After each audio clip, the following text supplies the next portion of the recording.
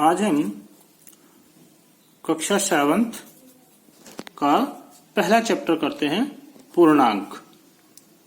तो जैसे हम पूर्णांक करेंगे उससे पहले हम एक बार नजर डालते हैं कि हमने पिछली कक्षा में की प्राकृत संख्याएं और पूर्ण संख्याएं। हमने क्या कि प्राकृत संख्याएं क्या होती हैं और पूर्ण संख्याएं क्या होती हैं। प्राकृत संख्याएं क्या बताई हमने कि जो संख्या किसके काम आती है, गिनने के काम। यानी कि जब भी हम काउंटिंग शुरू करते हैं या गिनना शुरू करते हैं तो किसका प्रयोग करते हैं, प्राकृत संख्याओं का। और प्राकृत संख्या कहां से शुरू होती है, एक से शुरू होती है। कहां से शुरू होती है, एक से। ऐसे कहीं तक भी हम लिखते चले जाएंगे। ये कैसी संख्याएं हमारे पास, प्राकृत संख्याएं। फिर जैसे आया हमारे पास पूर्ण संख्या। तो पूर्ण संख्या कहां से शुरू हुई, हमारे पास 0 से शुरू हुई। 0, 1, 2, 3, 4 इस तरह से हम इसको लिखते जाएंगे। तो हमने बच्चे को बताया कि प्राकृत संख्याएं क्या होती हैं, वो कहां से शुरू होती हैं। पूर्ण संख्याएं क्या होती हैं, वो कहां से शुरू होती हैं। अब हमारे पास आता है पूर्णांक। क्या आता है हमारे पास, पूर्णांक। यानी कि पूर्णांक में अपना अर्थ निहित है कि पूर्णांक क्या होता है। पूर्णांक में दो हमारे पास शब्द हैं, पूर्ण और अंक। पूर्णांक क्या होता है, पूर्ण अंक। तो इसको बच्चा बिल्कुल आसानी से समझ जाएगा कि पूर्ण अंक क्या है। पूर्ण अंक यानी कि जो हम अंक लिखें और वो किसी भिन्न में ना हो, वह एक पूर्ण अंक हो, वो क्या कहलाएगा, पूर्णांक। जैसे बच्चे को हमने बताया कि जो हमने संख्या लिख दी कि -5, तो ये एक पूरा अंक है। 3 लिख दिया, ये भी एक पूरा अंक है। लेकिन यदि हमने लिख दिया 7/9, तो ये एक पूरी संख्या नहीं है, इसलिए ये पूर्णांक नहीं है, ये पूरा अंक नहीं है। तो इस प्रकार क्या होगा, पूरा अंक जो भी संख्या हम लिखें और वो भिन्न में ना हो, तो वो क्या कहलाएगी, पूर्ण अंक। तो पूर्ण अंक क्या होते हैं, सभी तो माइनस की संख्याएं, यानी कि सभी ऋणात्मक और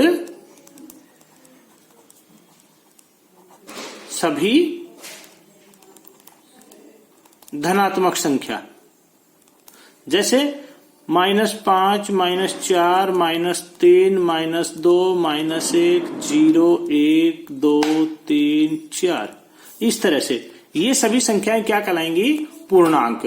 तो इस तरह से हमने की, पहले हमने की प्राकृत संख्याएं क्या होती हैं, पूर्ण संख्याएं क्या होती हैं। अब हमारा टॉपिक है पूर्णांक की पूर्णांक क्या होता है।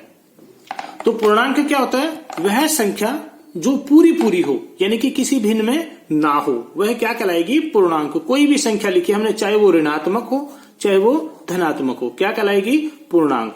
पूर्णांक ऋणात्मक भी होता है और पूर्णांक धनात्मक भी होता है। अब जैसे हमने बच्चे को ये बताना है कि कौन सी संख्या बड़ी होती है और कौन सी संख्या छोटी होती है। जैसे देखो, ये हमारे पास संख्याएं हैं दो, एक 2 है और एक 3 है। इनमें से हमने ये देखना है बड़ी संख्या कौन सी है। तो बड़ी संख्या कौन सी है, 3 है, और छोटी संख्या कौन सी है, 2 है। तो देखो, एक 2 है और एक 3 है। अब हम देखते हैं 3 2 से किधर स्थित है, दाईं ओर। कौन सी तरफ है, दाईं ओर। और 2 कौन सी तरफ है, बाईं ओर। अब छोटी कौन सी संख्या है, 2। तो इससे हम ये बताएंगे कि जो छोटी संख्या होती है वो हमेशा किधर स्थित होती है, बड़ी संख्या के बाईं ओर, और बड़ी संख्या छोटी संख्या के हमेशा दाईं ओर स्थित होती है। तो इस प्रकार जैसे अब हमारे पास आ गया -4 और -5। तो हमें ये बताना है कि -4 छोटा है या -5 छोटा है। तो हमने यहां से बताया कि जो संख्या छोटी होगी वो बाईं ओर होगी और जो संख्या बड़ी होगी वो दाईं ओर स्थित होगी। तो अब हमारे पास -5 और -4 है।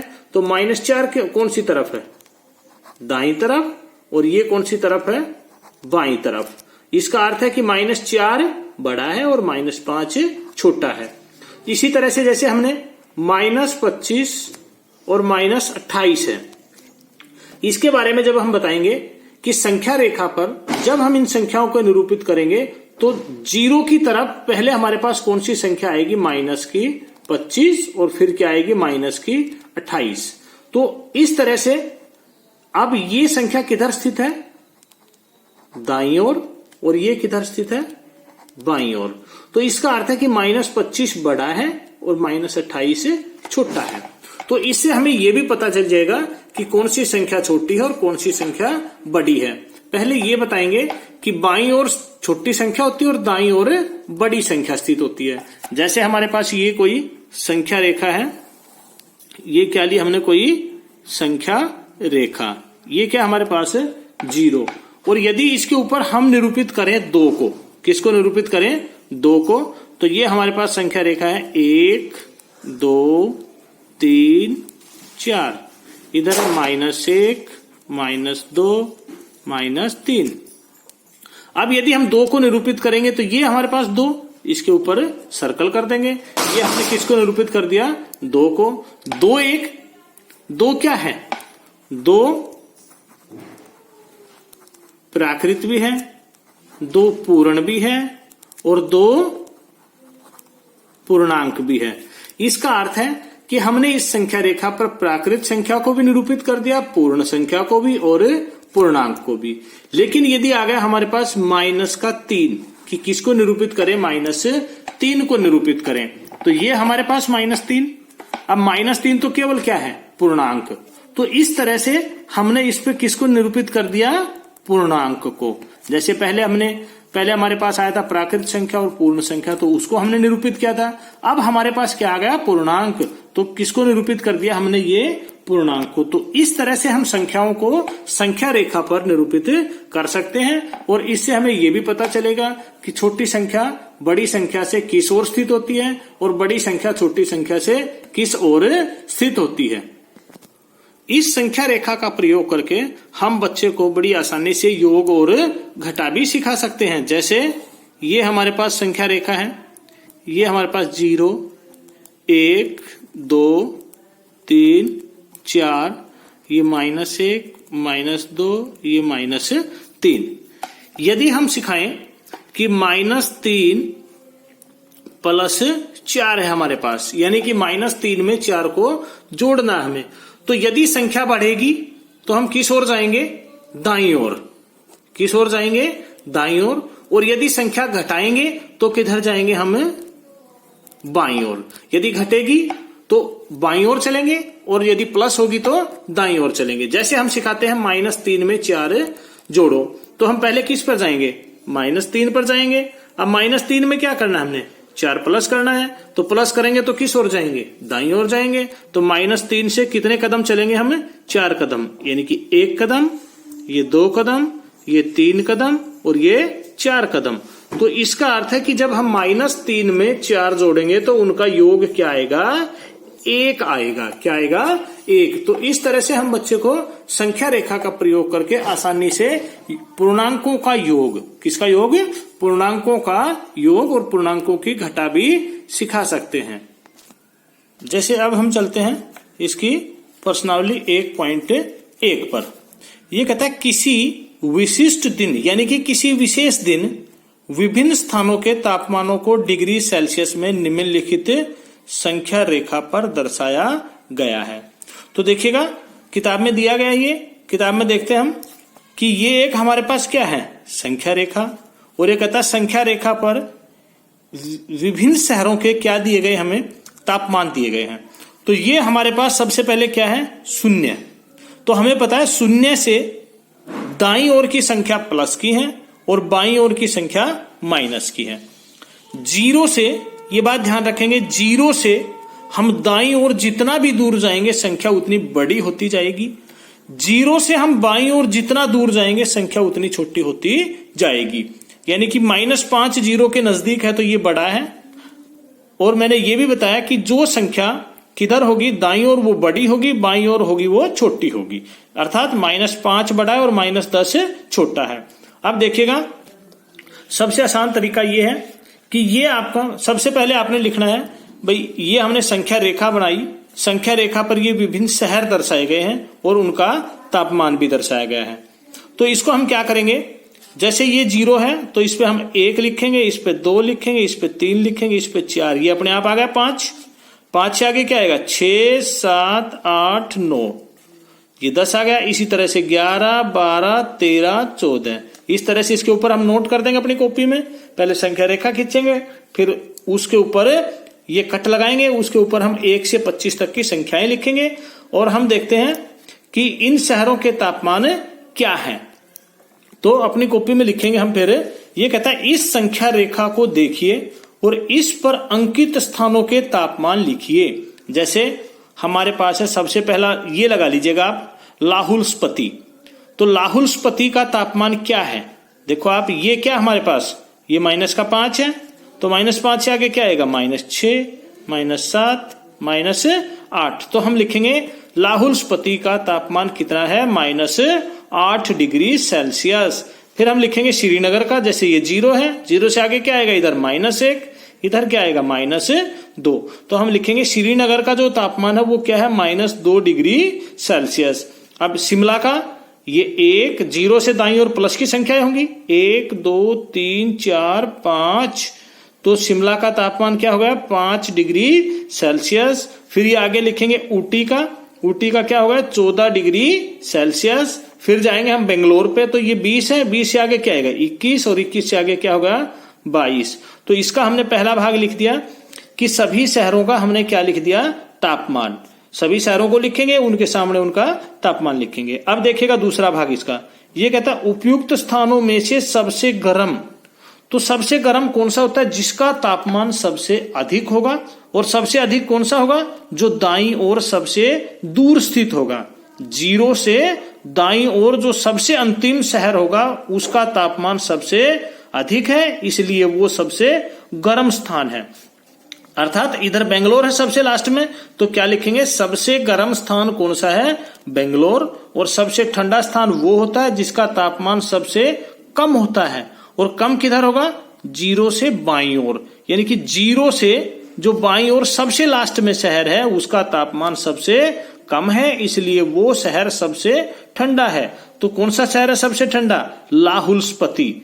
इस तरह से हमने बताया इसका दूसरा भाग कि सबसे ठंडा स्थान लाहुल स्पीति और सबसे गर्म स्थान है बेंगलोर। अब ये कहता है इन तापमानों में अंतर कितना है, कि इसका तापमान क्या है और इसका तापमान क्या है। तो इनके अंतर के लिए क्या कर देंगे हम, इनके जो बीच की संख्याएं हैं, आपकी जितनी भी संख्याएं, इन सबको गिन लेंगे हम, वो क्या आ जाएगा, इन दोनों का अंतर आ जाएगा। ठीक है भाई, ये और ये, इनके बीच में कितनी संख्याएं हैं, तो इधर कितना है -22 और इधर कितना -8। ठीक है, तो अभी मैंने बताया था आपको, देखिएगा -8 है और +22 है। अब ये कहता है इन दोनों का हमें क्या निकालना है, अंतर निकालना है। क्या निकालना है, इनका अंतर, यानी कि इनको क्या करना है, हमने घटाना है। इनको क्या करना है, इनको घटाना है। तो घटाने के लिए क्या करेंगे, अंतर क्या होता है, अंतर होता है घटा। क्या होता है, अंतर है घटा होता है। तो देखिएगा कैसे करेंगे, इसका अंतर करने के लिए जो इनके बीच की संख्याएं हैं इन सबको हमें काउंट कर लेंगे, वो इनका क्या होगा, दोनों का अंतर होगा। ठीक है, अब आगे इसका तीसरा भाग है, लाहुल स्पीति एवं श्रीनगर के तापमानों में क्या अंतर है। अब देखिएगा, ये आपके पास लाहुल स्पीति है और ये आपके पास श्रीनगर है। इनके तापमानों का अंतर कितना है, देखिएगा, ये इसका -8 है और इसका -2 है। तो इनको गिन लेंगे, 1, 2, 3, 4, 5 और 6। तो कितना अंतर है इनका, -6 डिग्री सेल्सियस का। यानी कि इसका 8 है और इसका कितना डिग्री है, 2 डिग्री। तो कितना हो जाएगा ये, जैसे एक का तापमान कितना, एक का तापमान है -8 डिग्री सेल्सियस और एक का तापमान है -2 डिग्री सेल्सियस। इनका क्या निकालना हमें, अंतर, यानी कि इनको क्या करना है, हमने घटा करना है। घटा करेंगे तो क्या करेंगे, हम घटा करेंगे तो किधर जाएंगे, हम -2 है जैसे, तो -2 से किधर जाएंगे, कितना घटाना है, -2 में से -8 को घटाना हमने। तो क्या आ जाएगा, 1, 2, 3, 4, 5, 6। तो कितने का अंतर है इन दोनों में, 6 डिग्री सेल्सियस का। दोनों में कितना अंतर है? 6 डिग्री सेल्सियस। अब इसका जैसे अंतिम भाग है, क्या हम कह सकते हैं कि शिमला और श्रीनगर के तापमानों का योग, यानी कि हम शिमला और श्रीनगर के तापमान का क्या कर दें? योग कर दें। अब आपने किया था, शिमला का कितना है? 5 और श्रीनगर का कितना है? -2। तो इन दोनों को हमने क्या करना है? प्लस करना है, यानी कि -2 में 5 क्या करना है? हमने प्लस करना है। तो इनका तापमान क्या आ जाएगा? ये -2 है, इसमें कितना जोड़े हम? 5 जोड़े। तो कैसे जोड़ेंगे? -2 में, इसका अर्थ है -2 में कितना जोड़ना हमने? 5। तो ये कितना है? -2, इसमें कितना जोड़ेंगे? 5। तो 5 कदम चलेंगे हम किधर? दाईं ओर। 1 2 3 4 5। तो इन दोनों का योग कितना आ गया आपका? 3। किसका किसका? शिमला और श्रीनगर का। अब हम शिमला, ये कहता है शिमला और श्रीनगर के तापमानों का योग शिमला के तापमान से कम है। अब शिमला का तापमान क्या है? 5। तो हम कहेंगे हाँ यह कम है। अब जैसे इसका आगे है, क्या इन दोनों स्थानों के तापमानों का योग श्रीनगर के तापमान से कम है? अब श्रीनगर का तापमान क्या है? -2। नहीं, श्रीनगर के तापमान से अधिक है, क्योंकि ये कितना आ गया हमारा? 3 डिग्री सेल्सियस। तो इस तरह से आपने केवल आज इसका पहला सवाल करना है। धन्यवाद।